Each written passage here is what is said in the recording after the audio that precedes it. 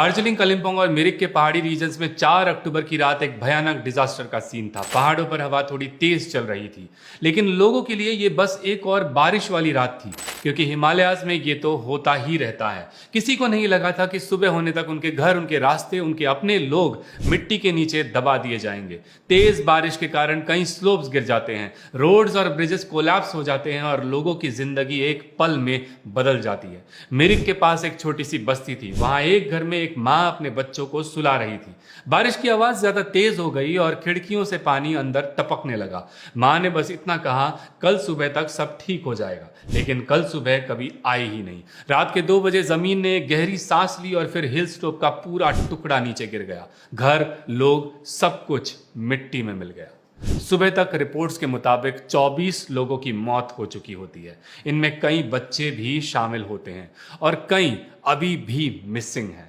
North Bengal के ज्यादातर areas isolate हो जाते हैं क्योंकि NH10 और NH110 और लोकल रोड्स मड और डेब्रिस से ब्लॉक हो जाते हैं। इन लैंडस्लाइड्स का वर्स्ट हिट एरिया रहा मिरिक, जहां सिलीगुड़ी से पहुंचने वाले रास्ते दूधिया में एक आयरन ब्रिज कोलैप्स हो जाता है, जिससे सिलीगुड़ी से मिरिक का कनेक्शन टूट जाता है और हंड्रेड्स ऑफ टूरिस्ट मिरिक में ही फंस जाते हैं। पर ब्रिजेस और रोड्स सिर्फ इंफ्रास्ट्रक्चर नहीं होते, ये पहाड़ों के जीने की राहें होती हैं। जब ये टूट जाते हैं, जिंदगी रुक जाती है। कई घर बह गए तो कई मलबे में ही दबकर रह गए।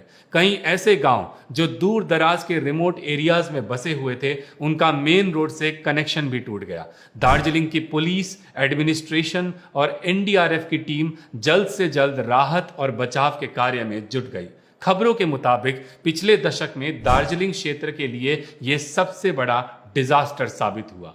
यह सिर्फ एक नेचुरल कैलामिटी नहीं थी, यह है अनप्लान्ड डेवलपमेंट, पॉलिटिकल नेग्लिजेंस और क्लाइमेट चेंज का कंबाइंड इंपैक्ट। आज हम देखेंगे कैसे हिल्स की फ्रेजाइल जियोलॉजी, इंफ्रास्ट्रक्चर की कमजोरी और सिस्टम की लैप्सेस ने बनाया एक नाइटमेयर जिसमें लोगों की जान और घरों का सारा माल डूब गया। और सबसे इंपॉर्टेंट, क्यों हमारी प्लानिंग और गवर्नेंस फेल हो गई। नमस्कार, मैं हूं पंकज शास्त्री। स्वागत है आपका द कॉर्ड में।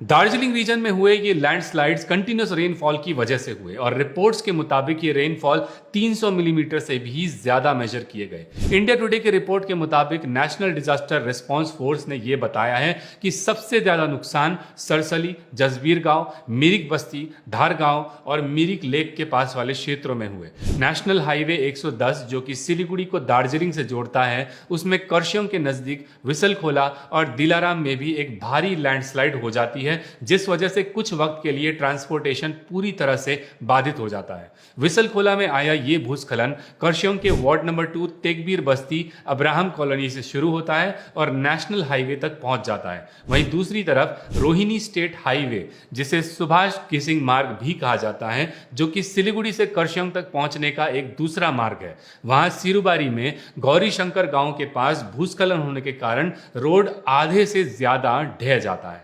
बताया जाता है कि इस रोड को बनने में कई महीनों का वक्त लग सकता है, जिस वजह से अब सिलीगुड़ी से कर्शियोंग तक पहुंचने के लिए नेशनल हाईवे 110 जो तीनधारिया से होकर गुजरता है और पंखाबारी रोड का उपयोग किया जा रहा है। साथ ही NH10 जो सिलीगुड़ी से सिक्किम को जोड़ता है, उसे भी तीस्ता नदी के बढ़ते हुए लेवल को देखकर इमीडिएटली शट डाउन कर दिया जाता है। पोखरेबुंग बाजार में भी लैंडस्लाइड होने के कारण रास्ता पूरी तरह से बंद हो जाता है। वहीं दार्जिलिंग के बिजनबारी पुल बाजार को थाना लाइन से जोड़ने वाला ब्रिज भी पूरी तरह टूट जाता है। हाइलाइट्स में आता है दूधिया का आयरन ब्रिज। गाड़ीधुरा मिरिक सीमाना बस्ती रोड पर बने इस आयरन ब्रिज के नीचे बालासन नदी बहा करती है, जिसकी तस्वीरें नेशनल मीडिया हाउसेस तक भी पहुंच जाती है। 1970 के दशक में बना ये ब्रिज ऑलरेडी पुराना हो चुका था और इसके रिपेयर और मेंटेनेंस की जरूरत भी थी। वो जो मिरिक जाने वाला ब्रिज आपने देखा, पहले काट का था, वो क्या बोलते हैं, लकड़ी का था। लकड़ी का ये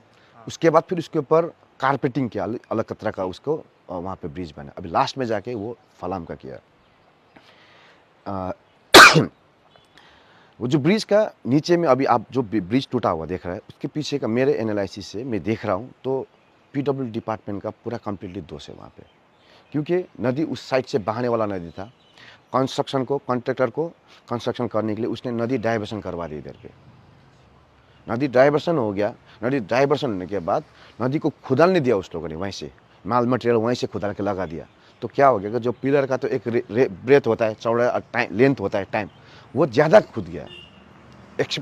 उसको जितना टाइम वो दरकार था उससे भी नीचे। जैसे अभी आप यहाँ पे बैठा है तो आपको नीचे ज़मीन खुचवा देगा तो आप तो गिरेंगे, ऑलमोस्ट पोजीशन वैसा ही है।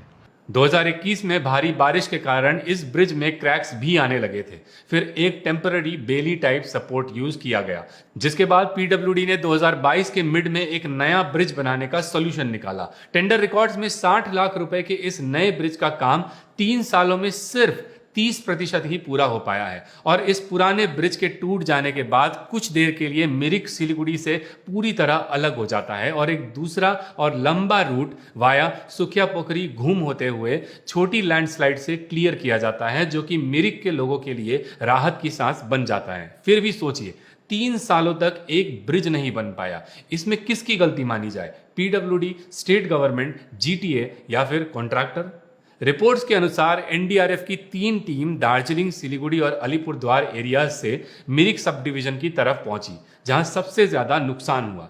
दार्जिलिंग की डिस्ट्रिक्ट मजिस्ट्रेट प्रीति गोयल भी दूधिया ब्रिज के डैमेज को देखने के लिए पहुंची। उनके अनुसार पीडब्ल्यूडी के सुपरिटेंडेंट इंजीनियर और एग्जीक्यूटिव इंजीनियर से इस ब्रिज के रेस्टोरेशन पर बात चल रही है और जल्द से जल्द इसे रिस्टोर कर भी दिया जाएगा।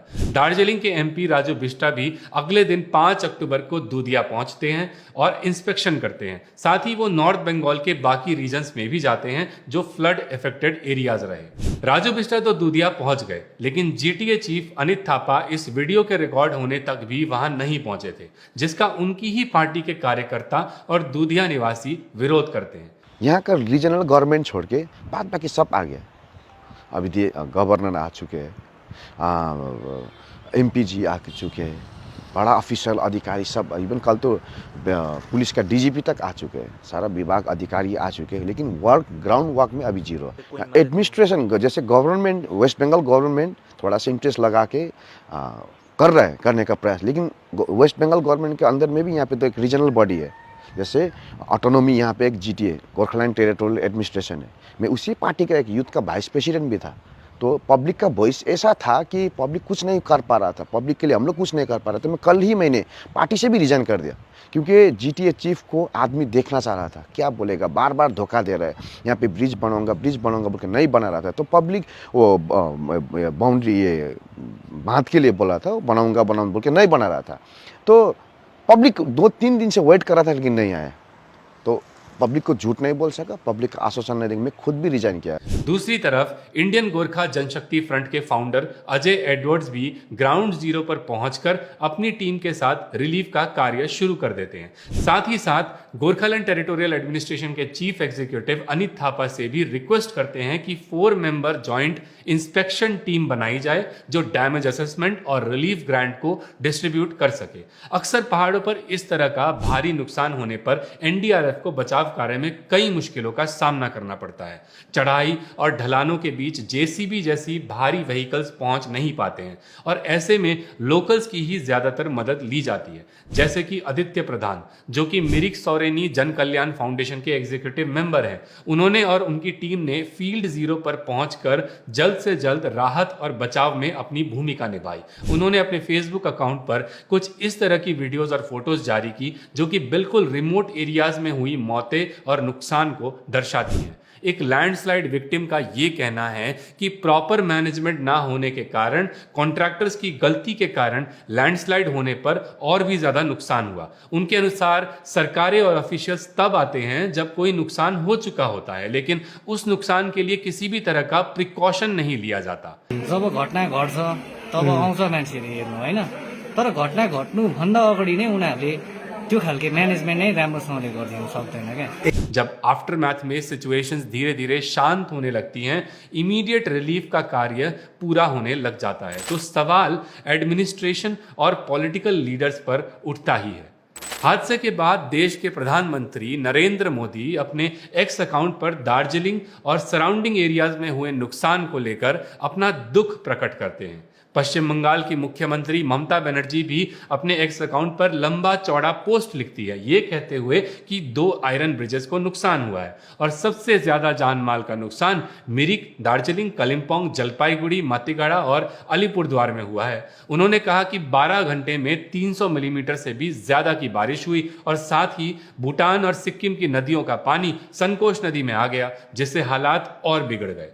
ममता दीदी कहती हैं कि वो सिचुएशन को मॉनिटर कर रही हैं, साथ ही ऑफिशियल्स जैसे गौतम देव और Anit Thapa, chief secretary, police के डीजी, इनके साथ वो वर्चुअल मीटिंग्स में भी शामिल रही है। लेकिन हमारे देश में जब भी ऐसी सिचुएशंस आती हैं तो नेताओं की दुनिया अलग ही चल रही होती है। भारी बारिश की वजह से डुअर्स और अन्य तराई क्षेत्रों में भी बाढ़ आ जाती है। 6 अक्टूबर को जब बीजेपी एमपी खगेन मुर्मू और एमएलए शंकर घोष नागरकाटा एरिया में बाढ़ प्रभावित लोगों से मिलने जाते हैं तो उनकी गाड़ी पर हमला हो जाता है, उन्हें गंभीर चोटें भी लगती हैं, जिसके बाद बीजेपी टीएमसी पर इसका ब्लेम लगा देती है। पीएम मोदी खुद भी टीएमसी पर इसका आरोप लगाते हैं और ममता दीदी कहती हैं कि बीजेपी इस सिचुएशन को पॉलिटिसाइज कर रही है। सोचिए, ऐसी सिचुएशन जहां स्टेट और सेंट्रल को मिलकर काम करना चाहिए, वहां एक दूसरे पर हमले हो रहे हैं, इल्जाम लगाए जा रहे हैं।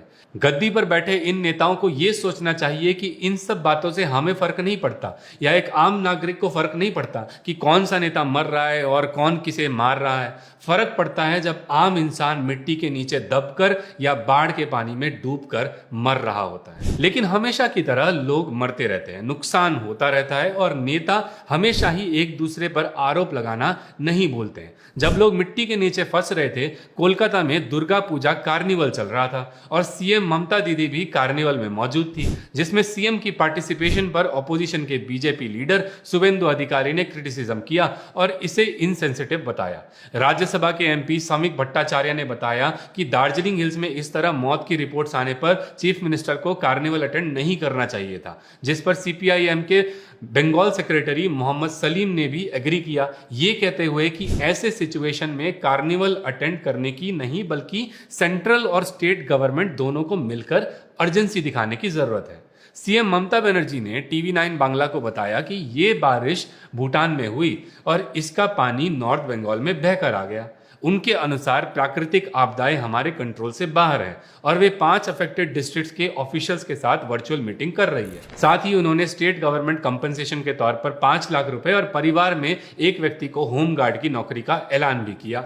वहीं दूसरी तरफ गोरखालैंड टेरिटोरियल एडमिनिस्ट्रेशन के chief executive Anit Thapa central government से इस ट्रेजेडी को नेशनल डिजास्टर डिक्लेयर करने की गुजारिश करते हैं, जिससे और बेहतर सपोर्ट और रिलीफ मिल सके। दूसरी तरफ एमपी राजू बिष्टा सीएम ममता बनर्जी से इस डिजास्टर को स्टेट लेवल डिजास्टर घोषित करने की अपील करते हैं। जीटीए मिरिक में 3 रेस्क्यू शेल्टर्स सेटअप करती है, जगह जगह कम्युनिटी किचन लगाए जाते हैं और हॉस्पिटल्स में भी जीटीए की तरफ से एम्बुलेंसेस प्रोवाइड की जाती हैं। अनित थापा खुद भी मिरिक के फील्ड 0 पर पहुंचकर कई अफेक्टेड लोगों से मुलाकात करते हैं और लोगों से कहते हैं कि वे अफेक्टेड लोगों के घर बना देंगे। अन्त यहाँ जसको घर ड्यामेज भएको छ नि तिमीहरूले अब यहाँ चाहिँ बनिँदैन गरेर यो ठाउँमा हामीले राख्नु भनेको तिमीहरूलाई पनि थाहा छ सेफ छैन र तिमीहरू बसेर हाम्रो लोकल सभासदसँग पञ्चायत प्रधानहरूसँग बसेर पहिला तिमीहरूले कहाँ राख्ने जग्गा रेडी गर, त्यहाँबाट हामी घर कसरी बनाउने त्यहाँ हामी त्यसलाई बनाउँछौँ नि। लेकिन एक मिनट, ऐसे वादे शायद हमने 2 साल पहले तीस्ता बाजार में डैमेज हुए घरों के वक्त भी सुने थे, लेकिन आज 2 साल बाद जब तीस्ता के लोगों ने हमारी टीम से बातचीत की तो उनका क्या कहना है, देखिए। घर वगैरह मिलने की बात तो दूर की बात है, अभी तक उन लोगों को अच्छी तरह से संबोधन भी नहीं किया गया है प्रशासन की ओर से। अगर आप वीडियो को देखते देखते यहाँ तक पहुँच गए हैं तो इसका मतलब है कि आपको हमारी मेहनत पसंद आई है। द कॉर्ड को आप सभी ने जो प्यार और भरोसा दिया है, उसी ने हमें ये सफ़र तय करने की हिम्मत दी है। हमारा मकसद सिंपल है, देश के उन कोने खानों की कहानियाँ आप तक लाना जहाँ पर मेन स्ट्रीम मीडिया का कैमरा नहीं पहुँच पाता। लेकिन इस सफ़र में सिर्फ जुनून ही नहीं, रिसोर्सेस की भी ज़रूरत होती है। अगर आपको लगता है कि हमारी मेहनत, हमारी रिसर्च और हमारी आवाज़ आप तक ज़रूरी सच ले आती है तो आप स्क्रीन पर दिए हुए QR कोड के ज़रिए हमें सपोर्ट कर सकते हैं, क्योंकि जर्नलिज्म तभी जिंदा रहेगा जब आप जैसे लोग उसे अपना सहयोग देंगे। कुदरत का ये कहर सिर्फ दार्जिलिंग, डुवर्स और आसपास के क्षेत्रों में नहीं रहा, बल्कि नेपाल पर भी बरस चुका है। 6 अक्टूबर की रिपोर्ट्स के अनुसार नेपाल में 50 लोगों की जान बाढ़ से जा चुकी है। बाढ़ के पानी को बहाने के लिए कोशी बैरज गेट्स को खोला गया, जिस वजह से सारा पानी नॉर्थ बंगाल और बिहार की नदियों में आ गया और फिर इंडिया में भी फ्लड सिचुएशंस डेवलप हो गई। लेकिन तबाही का मंजर सिर्फ यही नहीं रुकता। वेस्टर्न भूटान में भी हो रही भारी बारिश की वजह से तला डैम में टेक्निकल फेलियर हो जाता है और सारा पानी ओवरफ्लो हो जाता है। National centre for hydrology and meteorology कहती है कि Druk green power corporation dam के गेट्स को खोल नहीं पाते और वेस्ट बंगाल को अलर्ट भेज दिया जाता है, जिसके बाद एनडीआरएफ की टीम अलीपुरद्वार को हाईएस्ट अलर्ट लेवल पर रख देती है। ऑफिशियल्स का कहना है कि कभी भी फ्लैश फ्लड्स की सिचुएशन आ सकती है। सवाल आता है कि इतनी भारी बारिश की क्या किसी को खबर नहीं थी? क्या किसी ने इस बात की वार्निंग नहीं दी थी? तो जवाब है कि इंडियन मीटियोरोलॉजिकल डिपार्टमेंट ने एक दिन पहले ही दार्जिलिंग, कूच बिहार और अलीपुरद्वार डिस्ट्रिक्ट में रेड अलर्ट की जानकारी दे दी थी। लेकिन इसके बावजूद भी शायद समय कम होने के कारण नुकसान को रोका नहीं जा सका। ये डिजास्टर सिर्फ एक नेचुरल कैलामिटी नहीं था, पहाड़ों के फ्रेजाइल जियोलॉजी और अनप्लान्ड कंस्ट्रक्शन का कंबाइंड इंपैक्ट था। हिल्स के ऊपर एक्सेसिव कंस्ट्रक्शन, स्लोप कटिंग और ड्रेनेज सिस्टम की कमी ने सिचुएशन को और खराब कर दिया। आईएमडी रेड अलर्ट एक दिन पहले इशू हुआ था फॉर दार्जिलिंग, कूच बिहार एंड अलीपुरद्वार, पर रीजन पुअर प्रिपेयर्डनेस की वजह से फेल हुआ। जियोलॉजिकल सर्वे ऑफ इंडिया ने पहले आइडेंटिफाई किया था कि दार्जिलिंग का 22 से 34% एरिया हाई रिस्क में है लैंडस्लाइड्स के लिए। वार्निंग तो जरूर थी, लेकिन पहाड़ों पर वार्निंग से ज्यादा भरोसा लोगों को अपने नसीब पर होता है। इस बात पर कोई दो राय नहीं है कि unplanned urbanisation, slope construction, drainage failures और इनएडिक्वेट डिजास्टर मैनेजमेंट की वजह से लॉसेस और बढ़ जाते हैं। और हिमालय रीजन में बसे शहर दार्जिलिंग और आसपास के क्षेत्रों में इन बातों पर ध्यान नहीं दिया गया तो आने वाले दिनों में 24 मौतें नहीं बल्कि कई हजार भी हो सकती हैं। ऐसा नहीं है कि दार्जिलिंग क्षेत्र में ये पहली बार हुआ है। रिकॉर्ड्स के अनुसार 1968 में भी दार्जिलिंग में बड़ी तबाही हुई थी, जिसमें हजारों लोग मारे गए थे। और रिसेंटली 2011 और 2015 में भी कई नेचुरल डिजास्टर्स दार्जिलिंग को फेस करने पड़े हैं। वक्त के साथ साथ चीजें बदलती हैं और इस बात में कोई दो राय नहीं है कि दार्जिलिंग के पहाड़ और तराई क्षेत्रों की पॉपुलेशन मल्टीपल टाइम्स इंक्रीज हुई है। जितनी ज्यादा पॉपुलेशन बढ़ेगी उतनी ही ज्यादा लोगों की डिमांड्स बढ़ने लगेगी। लोगों के दूसरे क्षेत्रों से माइग्रेट होकर दार्जिलिंग की ठंडी हवाओं में घर बनाने का सपना पूरा तो हो जाता है, लेकिन वही सपना पूरे पहाड़ को डुबा देने की हिम्मत रखता है। साथ ही साथ विद टाइम हो रहे क्लाइमेट चेंजेस ने भी रेनफॉल के पैटर्न्स में भारी बदलाव लाए हैं। कंस्ट्रक्शंस के बढ़ने के कारण जो नेचुरल वाटर फ्लो होता है उससे रिवर कोर्सेस में भी काफी बदलाव नजर आने लगे हैं। दूसरी तरफ शहरों में प्रॉपर ड्रेनेज सिस्टम की कमी है और इसी कारण भारी बारिश होने पर बारिश का पानी नालों से होते हुए घरों के भीतर घुसने लगे हैं। साल 2023 के landslide Atlas of India published by ISRO ने दार्जिलिंग को 147 डिस्ट्रिक्ट्स में से 35वीं रैंक पर रखा है। हिमालयन क्षेत्रों में ये नेचुरल कैलामिटीज आम बात है। आप इस बात से तो वाकिफ होंगे ही कि ठीक 2 साल पहले यानी 4 अक्टूबर 2023 को सिक्किम ने ग्लेशियर लेक आउटबर्स्ट फ्लड का जो मंजर देखा था उससे सिक्किम को कितना भारी नुकसान उठाना पड़ा था। लगभग 25,000 करोड़ रुपयों का नुकसान, which is almost 60% of Sikkim's 2022 की जीडीपी। अब सवाल आता है कि ऐसी सिचुएशंस में किस तरह का एक्शंस लिया जाए। बड़े ही खेद के साथ हमें यह कहना पड़ता है कि ऐसी सिचुएशंस में भी सरकारों के बीच एकता नजर नहीं आती है, स्पेशली जब सेंट्रल और स्टेट गवर्नमेंट अलग अलग पार्टीज की हो। साथ ही लोकल एडमिनिस्ट्रेटिव इंस्टीट्यूशंस जैसे कि Gorkhaland territorial administration, municipalities, panchayat, इनके पास ना ही नेचुरल कैलामिटीज का सामना करने की नॉलेज है और ना ही स्किल्स, ना ही इनके पास सफिशिएंट फंड्स हैं और ना टेक्नोलॉजी और ना ही मैन पावर जिससे इफेक्टिवली इन डिजास्टर्स के नुकसान को कम किया जा सके। दार्जिलिंग की म्यूनिसिपैलिटी जो 150 साल पहले बनी थी, उनके पास शहर के लिए एक proper solid waste management unit तक नहीं है। लेकिन सवाल यह भी उठता है कि क्या हमने सिक्किम के जीएलओएफ के वक्त हुए तीस्ता रिवर आउटरीच के बाद कुछ कदम उठाए? लोगों ने कई तरह की डिमांड्स की, नेताओं ने तरह तरह के वादे किए, लेकिन 2 सालों के बाद भी तीस्ता बाजार एरिया में आज भी नदी का पानी डेंजर लेवल से ऊपर पहुंच जाता है और लोगों के घरों में घुस जाता है। अक्सर लेवल बढ़ने की वजह से रास्ते बंद करने पड़ जाते हैं। हम यहाँ लोगों को हुए डैमेज और उनके कंपनसेशन की बात नहीं कर रहे हैं, हम बात कर रहे हैं कि क्या आने वाले वक्त में ऐसी सिचुएशंस को टाला जा सकता है या नहीं। दार्जिलिंग के भरत प्रकाश राय, जो कि federation of societies for environmental protection के एक्टिविस्ट और फाउंडर हैं, वो कहते हैं कि दार्जिलिंग टाउन म्यूनिसिपैलिटी को नई कंस्ट्रक्शन 11.5 मीटर की हाइट पर लिमिट करनी चाहिए, लेकिन ऐसा बिल्कुल नहीं हो रहा है। एक तो दार्जिलिंग सिस्मिक जोन 4 पर पड़ता है और इतनी जानकारी के बाद भी लोग बड़ी बड़ी बिल्डिंग्स बनाते ही जा रहे हैं। तो ये कहना तो बिल्कुल सही होगा कि इंसान खुद अपनी मौत अपने ही हाथों लिख रहा है। ये सब दिखाता है कि डिजास्टर सिर्फ नेचर का नहीं, सिस्टम का भी होता है। ये जो हम विकास विकास का तंबू गाड़ के बैठे हैं, अगर आने वाले दिनों में उसी विकास के नीचे इंसान दबा हुआ मिलेगा तो विकास किसके लिए कर रहे हैं। हम ये नहीं कह रहे हैं कि डेवलपमेंट नहीं होनी चाहिए, लेकिन डेवलपमेंट हमेशा जियोलॉजिकल और एनवायरमेंटल फैक्टर्स को नजर में रख कर की जानी चाहिए। आज भी जब दार्जिलिंग और कर्सियंग के शहरी इलाकों में सिर्फ 1 घंटे की तेज बारिश हो जाती है तो रास्तों पर नदियां बहने लगती हैं, और इस बात को लेकर आज तक किसी भी तरह का प्रॉपर सॉल्यूशन निकल ही नहीं पाया है, क्योंकि शायद नेताओं को भी लगता है कि पानी ही तो है, पहाड़ों से बहकर चला ही जाएगा, इस पर करोड़ रुपए क्यों खर्च करने। वेस्ट बंगाल टूरिज्म डिपार्टमेंट के हिसाब से दार्जिलिंग में हर साल 6,80,000 टूरिस्ट आते हैं, और यही कारण है कि होटल्स, इलीगल फ्लोर्स और भी तेजी से बनते ही जा रहे हैं। अजय एडवर्ड्स का कहना है कि जो जोशीमठ और धराली में हुआ वही दार्जिलिंग में भी होगा। यहाँ जरूरत बड़े बड़े होटल्स, होम स्टेज, इंफ्रास्ट्रक्चर और टूरिज्म बिजनेसेस बढ़ाने के बजाय ऐसे नेशनल इंस्टीट्यूशंस की है जो क्लाइमेट चेंज स्टडीज और डिजास्टर मैनेजमेंट पर जोर दे। लेकिन क्या इस पर कभी काम हो पाएगा? Darjeeling Dooars United Development Foundation की काफी वक्त पुरानी मांग कि कर्सियंग के फॉरेस्ट रेंजर कॉलेज को ईस्टर्न हिमालयस का पहला क्लाइमेट चेंज स्टडीज और मैनेजमेंट सेंटर बनाया जाए, आज भी दिल्ली में अनएड्रेस्ड पड़ा हुआ है। ये लैंडस्लाइड्स हमें एक वार्निंग देते हैं। हिमालय के हिल्स हर साल ज्यादा वल्नरेबल हो रहे हैं। क्लाइमेट चेंज, अनप्लान्ड डेवलपमेंट और हैवी मॉनसून का कॉम्बिनेशन एक डेंजरस रियलिटी क्रिएट कर रहा है। अगर प्रॉपर प्लानिंग और सस्टेनेबल इंफ्रास्ट्रक्चर ना हो तो ऐसे डिजास्टर्स रिपीट होते रहेंगे।